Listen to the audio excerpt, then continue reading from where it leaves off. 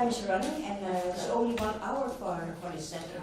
I don't know if the other, there were supposed to come more speakers here. In my session, it was Ritya Gupta and Rupa Shri Roy Chakraborty, but I don't know and I haven't seen them yet here. So what shall we do? Shall we wait? Let's start, right? Let's start. Okay, then I will start. I will start the session. Why the title is "Why Face-to-Face Communication Matters." So I've made some notes for that. I was supposed to speak for 15 minutes. Maybe it's too long. Then you stop me. Please come. Please come. I just wanted to figure out what's going on. Face-to-face communication. Face-to-face communication. Please join the session. Okay. Please, have a seat. Most welcome. So let me briefly introduce myself, since I've noticed that on the website there was no information about me available. Maybe you have seen it because we are sitting in this plenary this afternoon together with Angie. So I consider myself a communication specialist. I've studied health science, and communication is part of the study. I hold a Dutch title, which you can compare with Master of Science, Dr. Anders. In my work, communication is always a matter of fact.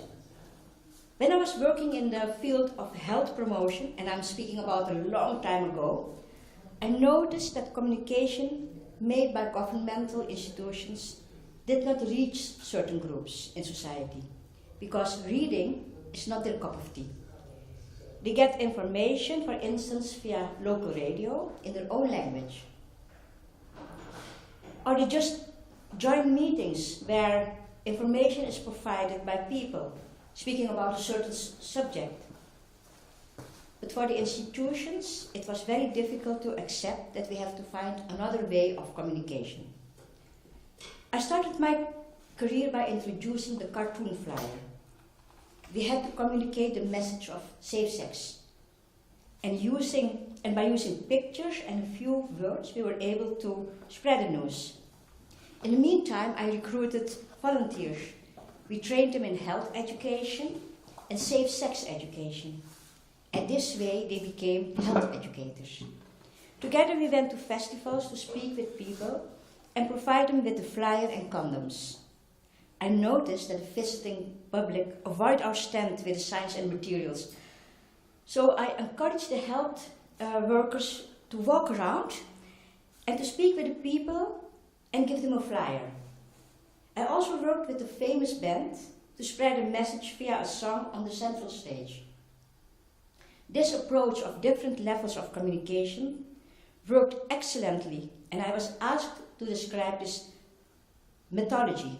I called it the outreach method. Later in my work, I noticed that women were very reluctant to receive the information about safe sex. I thought there must be another way to reach the women with a message that is acceptable for them. I asked my director for some time to develop a method. I studied a lot of fields like psychology and psychotherapy and learned methods which can be applicable for information about difficult subjects. By watching the different cultures, I saw that the women are very fond of storytelling about each other's life, or whether it is from their own life, of gossiping about someone else. It is something that women like to do. And I thought, that is it. With all this collected knowledge, I conducted a method of guided fantasies and lifelines to use in storytelling and to address safe sex. I had a very successful tryout with some ladies. The face-to-face communication we used in the workshop worked very well, because I had asked a lady who is an experienced expert in the field of HIV to conduct the workshop with me. Afterwards, I decided to write some articles about it, which were published in scientific magazines. By that time, the urge for an own organization came up, and I decided to find some funds through women's funding to travel to South Africa to present my workshop. There in South Africa, I learned a lot from the culture of African people. For them, only the mother's bloodline is for sure. So lifelines were drawn from the perspective of the mother. For me, it was an eye-opener. Back in the Netherlands, I really wanted to do a PhD in this project, which I had developed, and actually it was my baby. But unfortunately, I didn't get a chance. It was given to a white woman. I decided to leave the country and applied for a job in Suriname, which is the home country of my parents.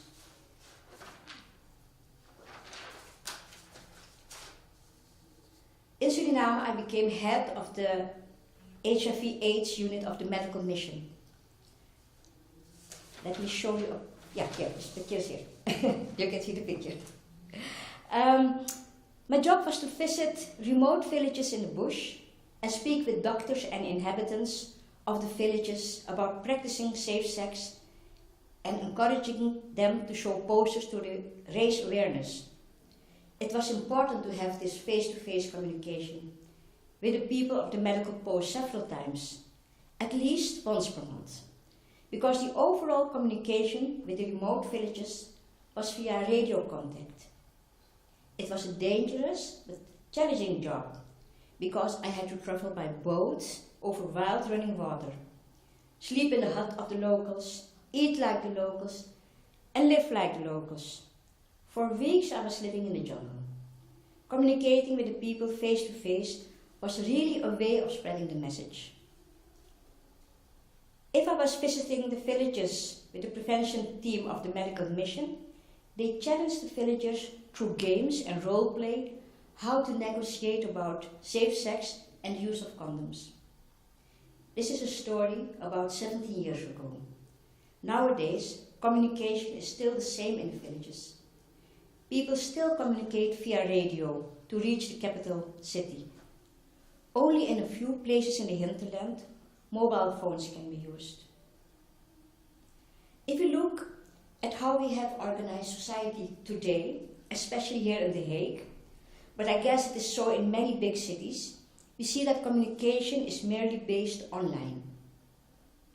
Take for instance the local government here in The Hague, the communication, what they use. They use the guideline click, call, face. The municipality of The Hague currently mainly provides its service through 3 channels and uses the order click, website, call, telephone, and face, like desk visit or home visit. They have written they will continue to provide service in the future, but the focus will be more on the digital services. Of course, for some products, a visit to the counter is required, such as when applying for a passport. But the goal is that on half of the services will be digital services, which fits very well with their plans for excellent service. The click-call-face principle is applied by more and more service departments. The way this happens is often contrary to the right to exist of these departments. We can ask ourselves the question, does it benefit the customers or especially the service provider? This can be advantageous that for customers due to the flexibility. This is because you can use digital services any time of the day. And if that does not work, then the customer still has 2 other options for the service, namely calling or going to the counter. This means that the customer has the choice and can therefore determine when and via which channel contact is sought. But not everyone is convinced that click, call, face actually offers the customer more choice. Some even think that the customer has less choice, and that it is mainly the employees who are being taken care of. A customer is requested to search for a solution. This can be done so explicitly that employees on the telephone appoint that the answer to a question can also be found on the website. not at all a choice. In addition, websites are not always efficient, and this makes finding the right information more difficult for a customer. The click-call-face principle is not only used to unburden the customer, but it can also result in significant cost benefits for the organization, because no manned service desks are needed. But if you work according to this principle, you have to be assured that the customer is satisfied with this. After all, this must be put first. A lot of people are facing difficulties in this way of communication. It leads to an isolated position in society because people are forced to solve the problems alone using the internet. And nowadays, loneliness is a major problem in The Hague, especially when it comes to elderly people. And I guess it is also the same thing in other big cities. This is why the municipality of The Hague has projects to educate the elderly people how to use digital means, such as tablets. Not only they can come along digitally, but it also solves the problems of loneliness. And loneliness is not only a problem of the elderly people. In The Hague, more than 12,000 residents between the ages of 20 and 55 are feeling lonely. Nowadays I work in het Korenhuis, which is the place to be in The Hague for contemporary culture in an ancient building. You can experience culture and develop your talent. It is meant for everybody, for young and old. Het Korenhuis is an ancient building, but not as old as this venue. It is situated in the center of the city, and you can come anytime to drop in for a good cup of coffee or a toast, and have a toast.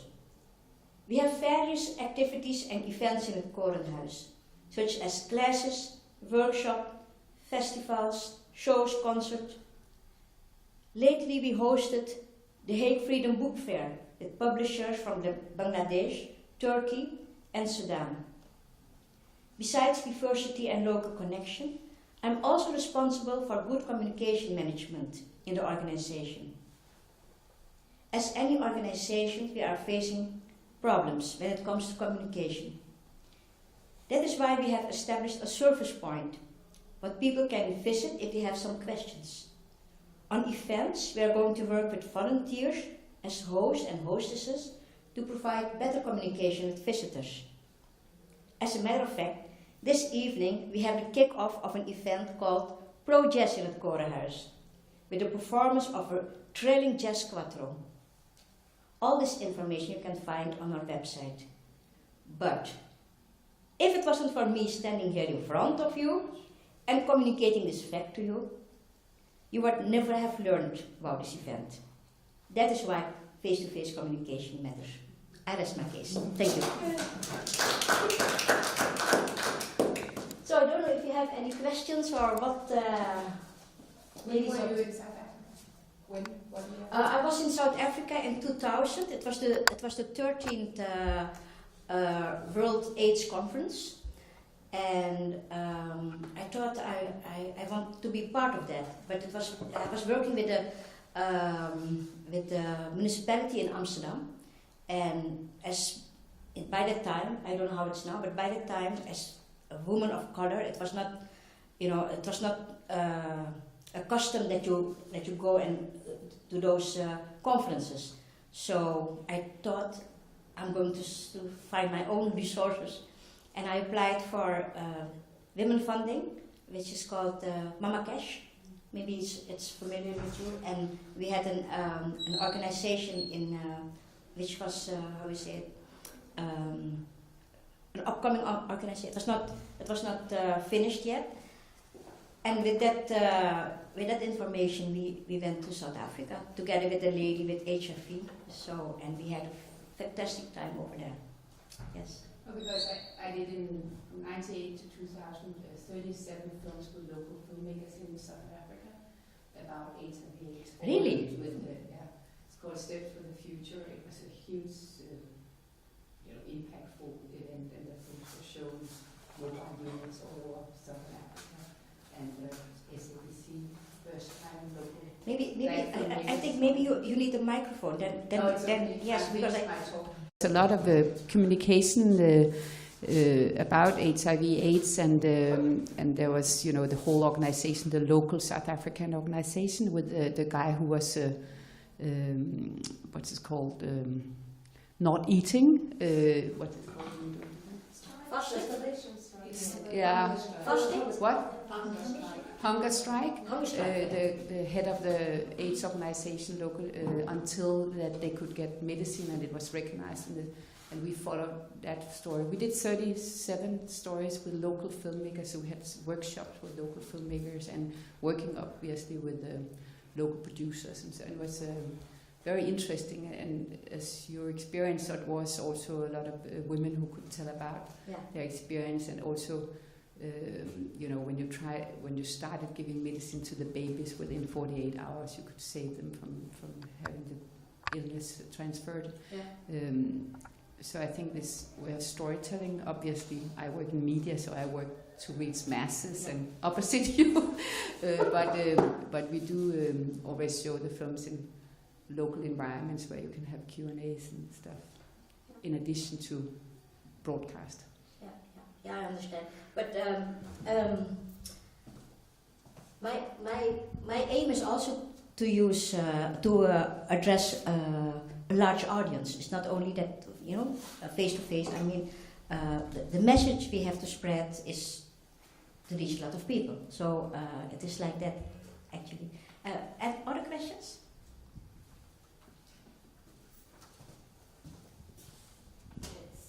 Maybe a more general question that others of us could respond to. It's about the message and the messenger. For many years I worked at the University of Liverpool, and my role was to encourage young people to go to university. And I didn't start obviously when they were 17, I started when they were 7. And I had a massive programme which still exists with Professor Fluffy, who was a purple female professor of engineering who visited significant number of very targeted schools.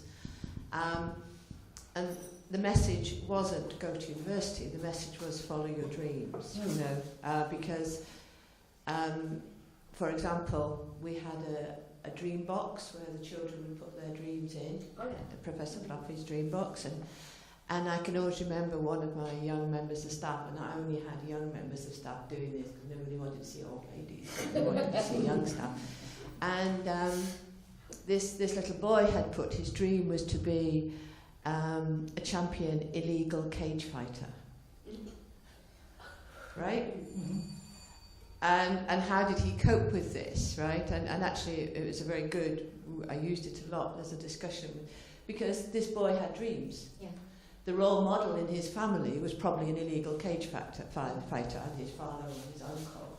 So he wanted to be the champion. So, it was about aspirations. Yeah. But what I was doing was two messages, several messages. One was the message to the young people, which is by far the easiest message. Follow your dreams, they could relate to that. The second message was the message to the parents, and parents had absolute fear of the language. If nobody in their family had ever been to university, nobody they knew, maybe they knew the doctor, maybe they knew a lawyer, but no one else. They didn't have any friends who had degrees. And if a child would come home and say, oh, I met a professor and I'm going on a campus tour and here's a prospectus and I want to be an undergraduate, actually my background is basic education, and a lot of it, if you don't know what a word means, you don't use it. So there's a lot of fear involved. So the work with parents was about dispelling fear.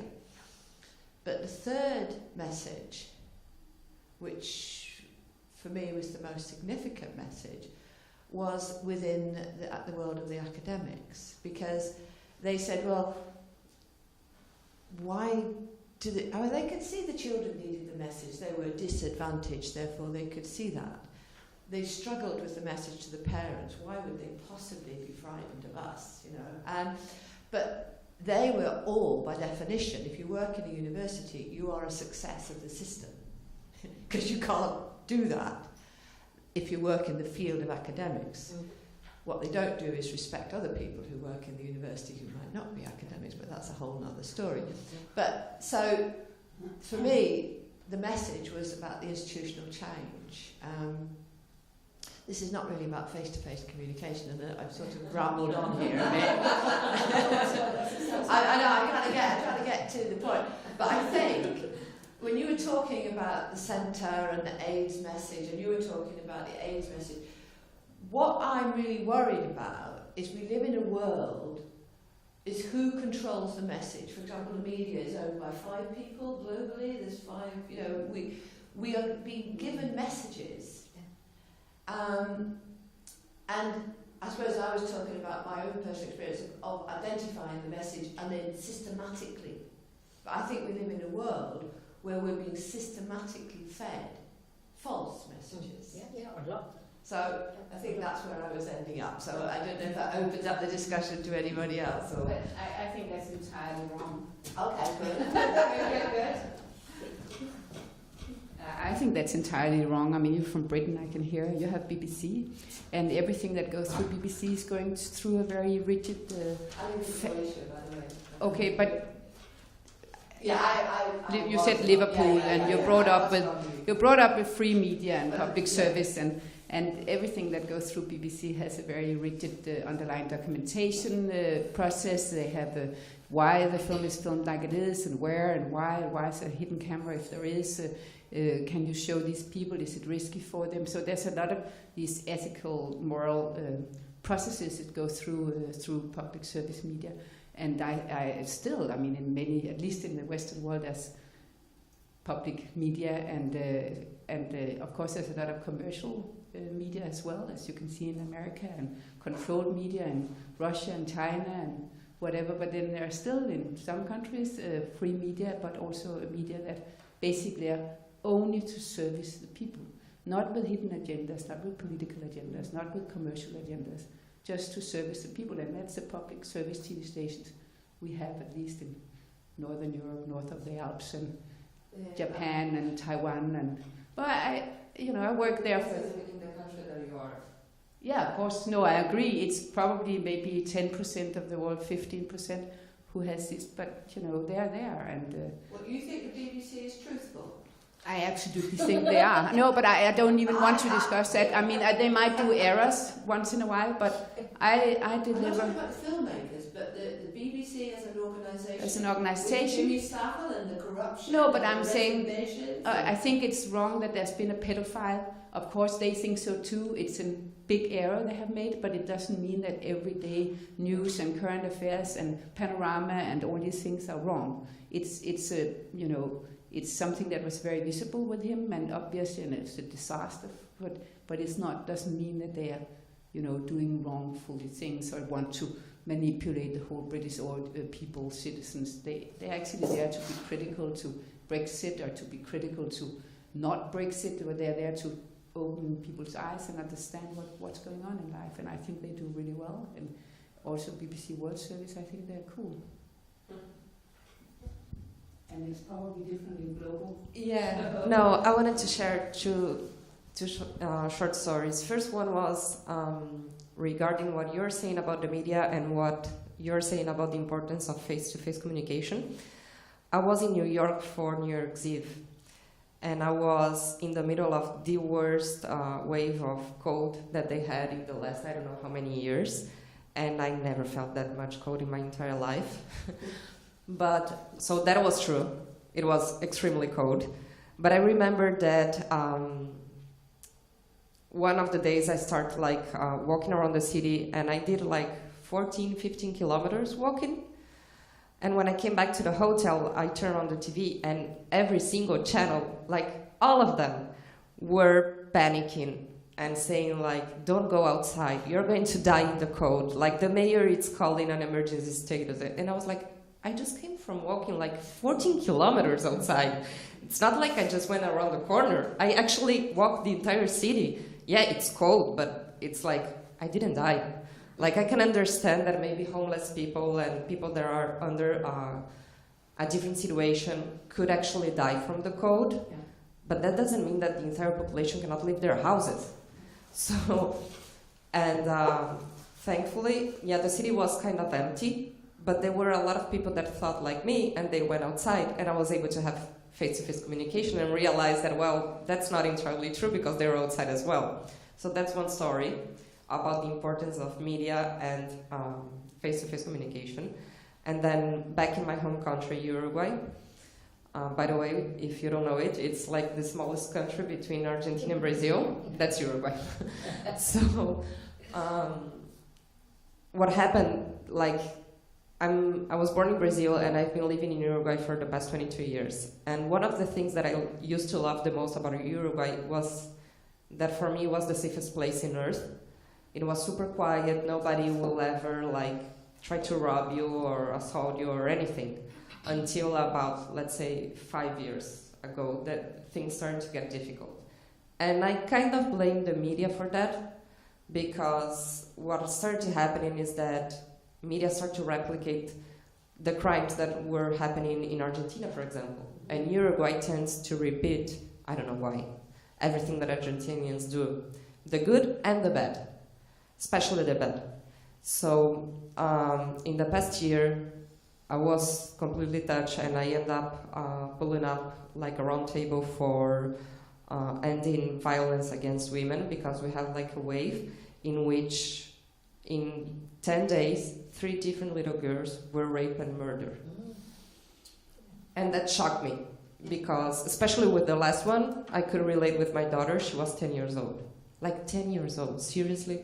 That was like completely shocking to me. And one of the things that I found out about why these crimes happen that fast in such a short period of time, one of the things that I assume it is because the media had like a coverage about every single fact, even if it wasn't true. They were like showing every single detail of how the original killer did every single thing that he did. So it was super easy to get fanatics out there to copycat them and do the exact same thing. So in that sense, I think that media is responsible about the message that they're saying. I'm not saying do not cover the news, but you need to be super careful on how you deliver the message. There's no need for me to be showing like she was tied into that pole and show the pole. It's like, I don't even know, I don't need to know that she was tied into a pole. You can just say, unfortunately, a little girl was murdered and raped, and that's it. But the details, that's going like an extra mile that it's not necessary.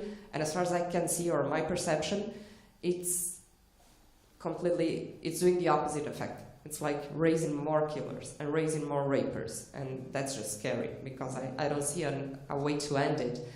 And so, although I agree that there are medias around the world that take care of the message and how they do it and they verify their stories, I totally agree with you. There are 5 people around the world that dominates the word news are delivered, and it's kind of how it works. Like, they wanted you to buy something, so they will show you the message of what they want you to buy. And I used to work in advertising for like 20 years, so trust me, I know how to sell you something. But it's not worth it. It's just, I prefer face-to-face communication. I prefer go to the source. Like, whenever you have a doubt maybe, and you start thinking, and if I ask him this, he's going to tell me that, and you start supposing what the other one is going to tell you, why don't you just like get up, go ahead and ask him? And the answer will probably be different from everything that you imagine. And that's only something that you can do face-to-face, because if you text him and he answers back and he forgot to put, I don't know, a comma, the message changes completely. And you think that he's attacking you because you cannot see his expression. And so, you see where I'm going with this. Anyone else who wants to comment or something? Say something? I just think we have to distinguish, because I mean, I have no idea about the media in your country, but I mean, as you also said, there's advertisers and they want to sell advertising, and what I was talking about is public service TV, which I think is different than radio. But it could also be that before 5 years ago there was a lot of killing, but nobody actually, because you have like in Russia they kill people every day, they kill journalists, but nobody knows in Russia because Putin controls it. So I mean, you don't know if it's actually escalated or it's just new that it's out in the open. So there's all these things we don't know, and that's why we always have to, actually I think more teach critics, to be critical to what you see, to be curious. That's my own opinion. Is I think dreams are great, but it's also dreams. And if we talk about the American dream, it's dead today. It's not, social mobility is not existing, but they still sell the American dream. So I think we have to be careful also what it is that we install, because not everyone, if you're born in South Sudan, the chances that you should go to Harvard is minuscule. So the lottery of life is existing, and I think we have to be more sort of realistic about these things also, as we are NGOs and we want to inspire people, but I think also facts and figures and critical approach to things are important. Something I think a lot by listening here, because we're very positive, right? Which I guess we should be, but we should also be, I think, realistic. And I think also the gap between what we think and what's real is different. Of course, so yeah.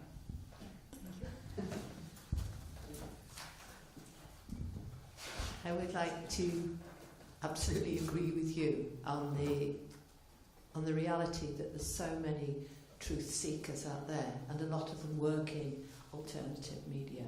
And I think that we are doing a disservice to our young people by not enabling them, to be critical thinkers. The biggest, if I'm rude about the media, I'm exceptionally rude about all forms of education providers, because we're not educating our kids, we're not empowering our kids. What we're doing is we are forcing them to think in one way. And one of the things we do not do is give our children critical thinking, right? And we do not. And I have sat round and people, oh yes, let's get women into science engineering. Let's make children curious. It's like, fuck off. Children are curious. It's the education system that stops them being curious. And so, they hate you when you're stupid. They hate you when you're clever. They despise you. It's just a quote from John Lennon. It's a quote by John Lennon about teachers. They hate you when you're clever. They despise a fool that you have to go into a certain form and think in a certain way. Yeah. My children went to Calderstones, which was Quarry Bank, which was John Lennon's school. So there's a nice circle there.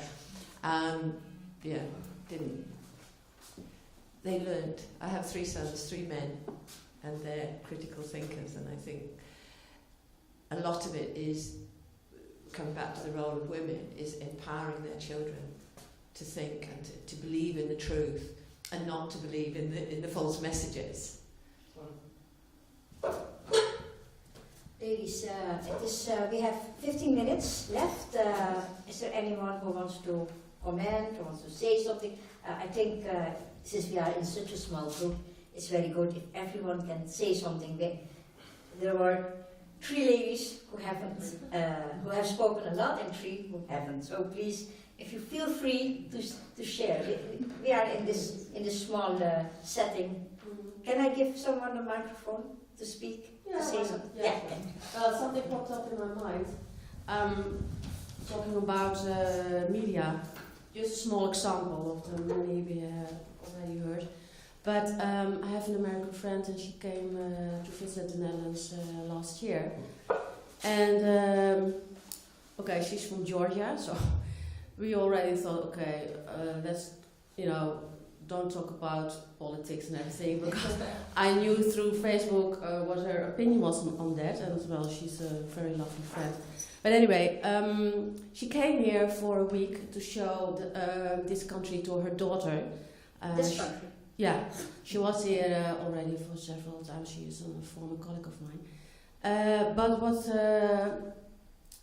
we were so surprised about how she looked at the at our. Well, she had a completely different view about, let's say, Amsterdam. She wanted to show her daughter Amsterdam, and she came back after a whole day strolling around there, and she said, "You know what? I didn't see refugees here in the streets." And I was like, "Huh?" She said, "Yeah, but in our country, it's all in the media." And she had this view about Amsterdam. Well, Amsterdam is not a safe city, and you will see refugees on every corner. That's what she was really believing. And so then we had a discussion at home, and that was nice because then face to face we had to. It's much more easier than posting things on Facebook or in Messenger. And so then we had a discussion, but it was amazing about the views, the opinion which was created in her home country. Just a small story. Thanks to Fox News and Murder. Right, yeah, exactly. Thank you. One thing that Thank you for sharing the show. back home, I always thought about Amsterdam as like a very loud city, if you want to say, like super crowded and loud and everything. And one of the things that amazed me the most about Amsterdam and The Hague is how quiet you guys are. It's like, I cannot believe it. Yesterday I was sitting in a cafe working, and a friend of mine, I was talking to her over the phone, and she was like, "Where are you?" And I'm like, "You're not going to believe me when I tell you. I'm like sitting in the center of the city. Like I couldn't be more in the center right now." No, you're kidding me. I don't hear noise around you. It's like you're completely quiet. And I was like, I know, right? Isn't that odd? Like I can hear my thoughts. That's not something that it's usually happening. Big stations and bikes. Well, but Absolutely, that's what I posted on Facebook. What The an bikes, amazing day for yes. women, but too many crossing bikes. the road. Yeah. And watch out when you cross it. Trams and cyclists. Well, and the how do you say trams? Yeah. Those that it's like that's the only noise that you have. And I was like, I feel like I'm living in a fairy tale. I was sitting in a hammock. How do you say hammock? So there's a coffee shop in the center that has a hammock in front of it. So I had my glass of wine, my computer. I was sitting there, and I had the most amazing view of a building that I have no clue which one it is, but it was like, what? And all of a sudden, my friends passed by, and I was like, I'm actually living in a fairy tale. Like, this is not real. Who the hell live like this? It's like, it was so perfect and so synchronized and so peaceful. And I'm not sure if you guys that live here realize how peaceful your city is. Really? And my friend was like, do you feel safe walking around? And I was like, honestly, is it a safe city? That was her question. And I was like, I'm not sure if it is a safe city or if I'm just like a nut that walks around and doesn't care about anything. I just walk around and I feel safer than ever. I'm not sure if that's because the city is actually safe or because, I'm not on my entirely mental state and I just take risks and go wherever without thinking if I'm going to get robbed or anything. But you live in an amazing city. Thank you so much for the compliment. You want to say something, or is the side partial? Please do. I think the media are always very important, but I think the first thing is very important that especially everyone, but especially children, get to know themselves very well to make the right choices.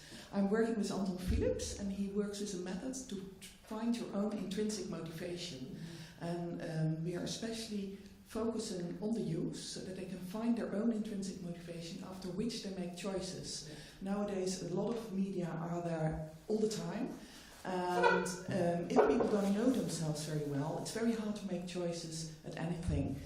Which subjects they've got to make, which study they've got to do next, or whichever profession they will do after school or after university.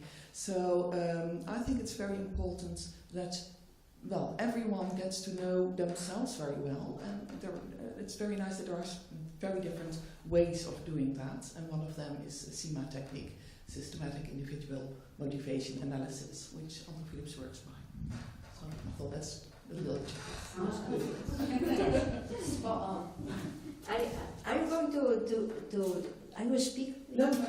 Not just here. I'll spoken himself. Very small. Talking that. Okay, because I really want to know more about that. Yeah, Yes. exactly. Yes, we can do that. Information, yes. Yes. Do you want to address something, please? I work for an education company that is a partner, Ladies, ladies. a partner of the University of Liverpool.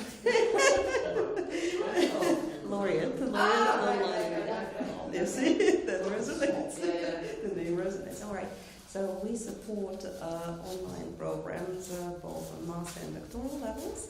And on my role, there is a very small role, but I organize face-to-face residencies for doctoral students, but sometimes also for master students.